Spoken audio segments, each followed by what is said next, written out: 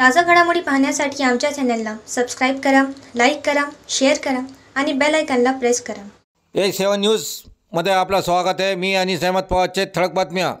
हिंगोली जिल्ह्यातील वसमत विधानसभा मतदारसंघात 11 उमेदवार आहेत, तर कळमनुरी विधान मतदारसंघात 19 उमेदवार मैदानात आहेत।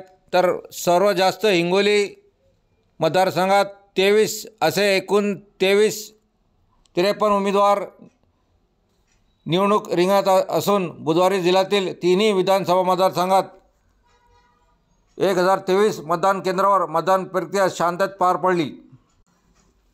जिल्ह्यात विधानसभा निवडणुकात आज सकाळी 5 वाजेपर्यंत सरासरी 61% मतदारांनी मतदानाचा हक्क वाजवला, तर सकाळी 7 वाजेपर्यंत काही मतदान केंद्रावर मतदान सुरू असल्यामुळे अंतिम आकडेवारी येण्याचा वेळ लागणार असल्याचे जिल्हाधिकारी तथा निवडणूक अधिकारी अभिनय गोयल यांनी सांगितले।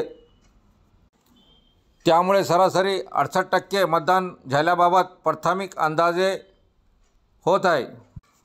निवडणूक निरीक्षक मार्गदर्शनाखाली मतदानाची प्रक्रिया पूर्ण निवडणूक निरीक्षक सामान्य श्रीमती वंदना राव, निवडणूक खर्च निरीक्षक अर्जुन प्रधान, निवडणूक निरीक्षक पोलीस डॉक्टर राकेश कुमार बंसल यांनी हिंगोली जिल्ह्यातील विधानसभा निवडणुकीचे प्रक्रिया शांततेत निर्भय व मुक्त वातावरणात पार पाडण्यासाठी परिश्रम घेतले।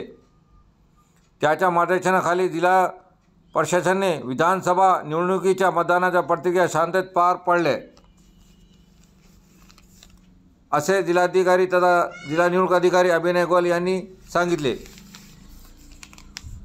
मतदारांना प्रोत्साहन जिल्हाधिकारी तथा जिल्हा निवडणूक अधिकारी अभिनय गोयल यांनी मतदारांच्या टक्के वाढवण्यासाठी विक्रम संख्येने मतदारांना आवाहन केले होते। त्यासाठी स्वीपच्या माध्यमातून रॅली, पथनाट्य, नाटक, आई बाबांना पत्र असे विविध उपक्रम राबवून व्यापक स्वरूपात जनजागृती करण्यात आली।